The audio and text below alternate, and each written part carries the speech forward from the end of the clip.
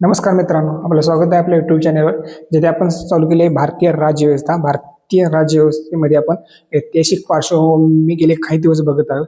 त्यामध्ये आपण 2 टप्पे केलेले होते, पहिला टप्पा आणि दुसरा टप्पा. त्यामध्ये पहिल्या टप्प्यामधील सर्व जे कायदे निर्माण झालेले होते ते बघितलेले आहेत. त्यानंतर दुसरा टप्पा आपण चालू केलेला आहे. त्यामध्ये 1861चा कायदा व 1892चा कायदा आपण बघितलेला आहे. त्यानंतर त्यामधील जे आपल्या घटना निर्मितीला उपयुक्त असे ठरलेले कायदे आहेत ते आपण बघणार आहे. ते बघत असताना त्यामधील पहिला कायदा 1909चा मॉर्लेमेंटो सुधारणा कायदा, त्यानंतरनं मॉन्टेग्यू चेम्सफोर्ड 1919चा कायदा, त्यानंतरचा 1935चा भारत सरकार कायदा, त्यानंतरचा भारत स्वातंत्र्याचा कायदा.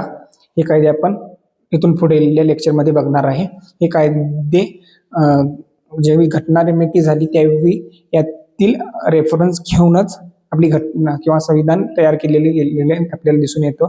त्यामुळे सुरुवात करूया 1909चा मॉर्लेमेंटो सुधारणा कायदा. तर मॉर्लेमेंटो सुधारणा कायदा बघत असताना पहिल्यांदा मॉर्ले हा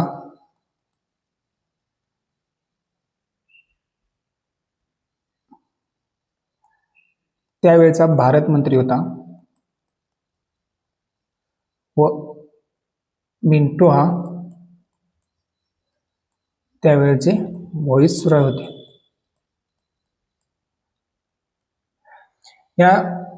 त्यामुळेच या दोघांच्या नावाने हा कायदा निर्माण केलेला आपल्याला दिसून येतो. त्यांनी या कायद्यामध्ये भारताच्या सुधारण्यासाठी जे काही नियम त्यामध्ये घातलेले आहेत.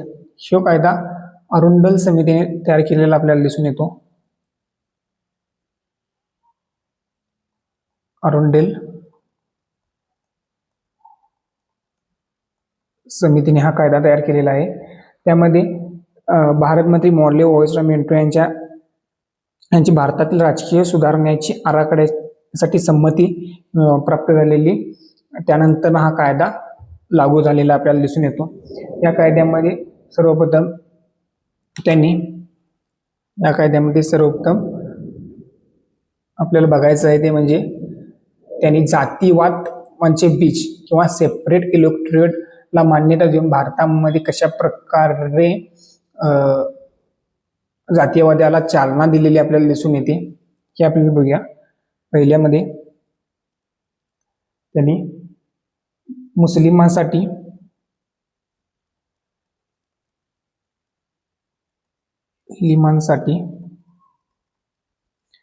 स्वतंत्र मतदारसंघ देण्यात आलेले होते.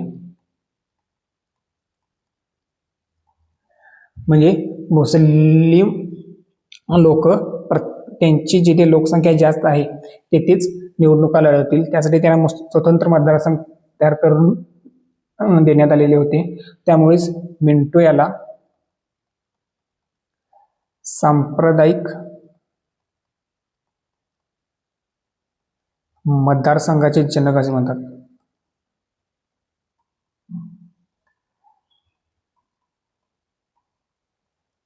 जनक म्हणतात.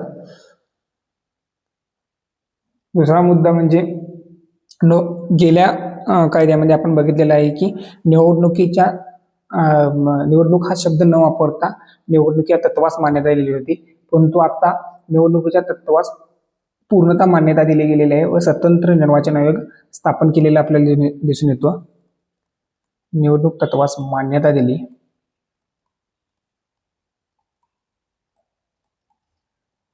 व स्वतंत्र निर्वाचन आयोग स्थापन केलेलं आपल्याला दिसून येईल. त्यानंतर भारतीयांसाठी खूप मोठे यश म्हणजे जे पहिले भारतीय होते सत्येंद्र प्रसाद सिन्हा यांना व्हाईसरॉयच्या एक्झिक्युटिव्ह काउन्सिलमध्ये प्रथम भारतीय म्हणून स्थान मिळालेलं होतं. म्हणजे ते आता कायदे करणाऱ्या जी व्हाईसरॉयची कमिटी होती त्यामध्ये आता भारतीयही सहभाग घेणार होते. सत्येंद्र प्रसाद सिन्हा यांना व्हॉइस रॉय एक्झिक्युटिव्ह कौन्सिलमध्ये प्रथम भारतीय प्रवेश मिळवणारे प्रथम भारतीय होते.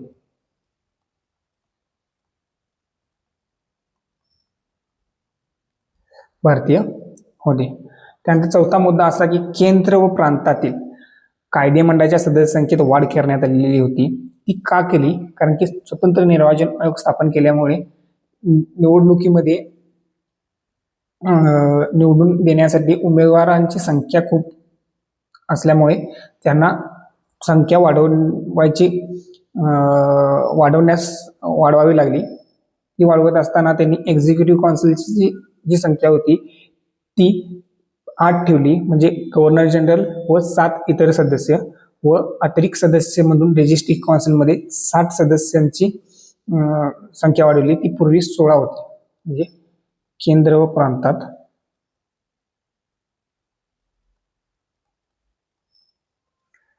सदस्य संख्येत वाढ करण्यात आली. त्यामध्ये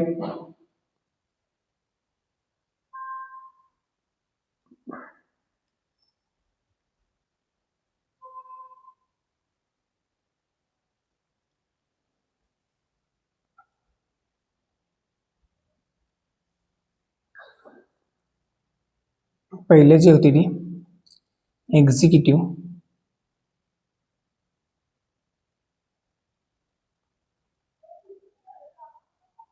काउन्सिल व दुसरी लेजिस्लेटिव्ह काउन्सिल.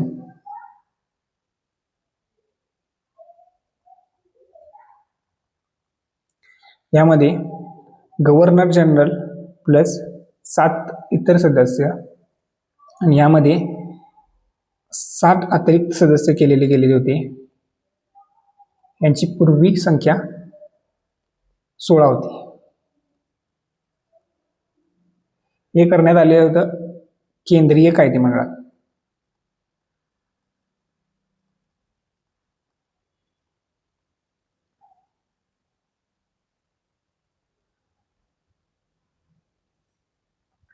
त्यानंतर प्रांतामध्ये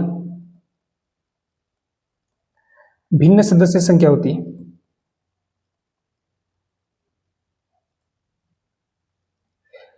त्यामध्ये अप्रत्यक्ष निवडणूक पद्धत होती.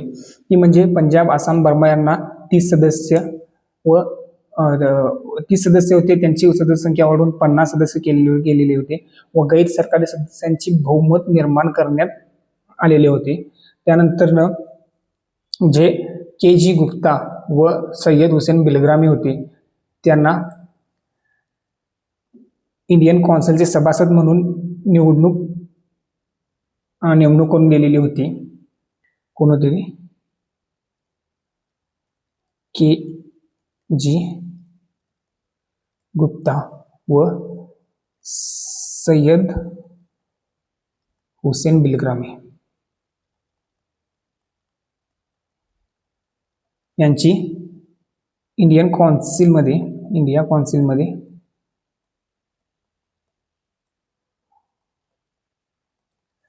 सभासद म्हणून नेमणूक. म्हणजे इथून पुढे आता भारतीयांना कायदे करण्यासाठीही भारतीयांचा सहभाग असेल व इंडियन काउन्सिलमध्ये भारतीयांसाठी न्याय मिळवून देण्यासाठीही भारतीय आता आपल्याला दिसून येऊ शकतात. त्यानंतर केंद्रीय व प्रांतीय कायदेमंडळात अधिकारातही वाढ करण्यात आलेली होती. केंद्रीय व प्रांतात अधिकारात वाढ. यामध्ये सदस्यांना पूरक प्रश्न विचारण्याचा अधिकार मिळाला होता व नकार अधिकारही देण्यात आलेला होता. म्हणजे कोणत्याही मुद्द्यावर पूरक प्रश्न विचारू शकत होते व त्यावर नकार अधिकारही प्राप्त झालेला होता. त्यानंतर लोकहितासाठीचे लोकहितासाठीचे मुद्दे चर्चा करणे व मतदानाची मागणी करणे, हे सर्व प्रश्न त्यांनी आता कायदेमंडळात व इंडियन काउन्सिलमध्ये विचारू शकत होते, पण त्यांना बजेटवर प्रश्न विचारण्याचे अधिकार नव्हते. बजेटवर मतदानाचा अधिकार अजून भारतीयांना प्राप्त झालेला नव्हता. नवे कर्ज करात बदल यासाठी ठराव मांडू शकत होते. नवीन कर्ज कोणते घेण्यात आलेले असले तर त्यावर ठराव मांडू शकत होते भारतीय. त्यानंतर या कायद्यावर गांधीजींनी किंवा मॉर्ले यांनी कोणती प्रतिक्रिया दिली बघा. महात्मा गांधीजी म्हणतात की हा कायदा म्हणजे मॉर्ले मिंटो कायदा आहे आपल्या नाशाचे कारण ठरेल, कारण स्वतंत्र मतदारसंघ देऊन भारतामध्ये जातीय वादाचे राजकारण करण्यात आलेले होते. तर मॉर्ले असं म्हणतो की स्वतंत्र मतदारसंघ देऊन आपण ड्रॅगनचे दात पेरलेले आहेत.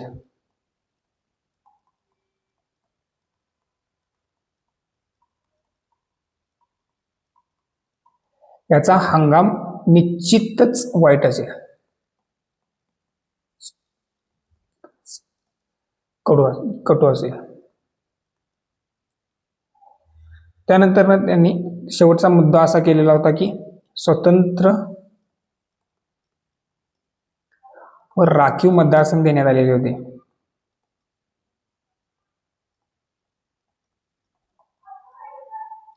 त्यातील फरक बघा. स्वतंत्र मतदारसंघ म्हणजे उमेदवार व मतदार एकाच जातीचे, जो उमेदवार होता मतदार एकाच जातीचे असतील. उदाहरणार्थ मुस्लिम उमेदवार उभा राहिला असेल तर मतदान ही फक्त मुस्लिम लोकच करतील. व राखीव मध्ये आपण बघू शकतो की राखीव उमेदवार राखीव पण मतदार सर्वच. यामध्ये उदाहरणार्थ उमेदवार मुस्लिम पण मतदार मात्र सर्वच जाती धर्माचे पात्र मतदान करू शकतात. त्याला राखीव मतदारसंघ असे म्हणण्यात आलेले होते. त्यानंतर आपण पुढल्या लेक्चरमध्ये 1919चा जो मॉन्टेग्यू चेम्स्फोर्ड रिफॉर्म आहे तो बघणार आहे. त्यामधील ही डायरेक्ट पॉइंट घटना निर्मितीमध्ये घेतलेले आपल्याला दिसून येतील. त्यामुळे पुढलं लेक्चर नक्की बघा, सपोर्ट करा. थँक्यू.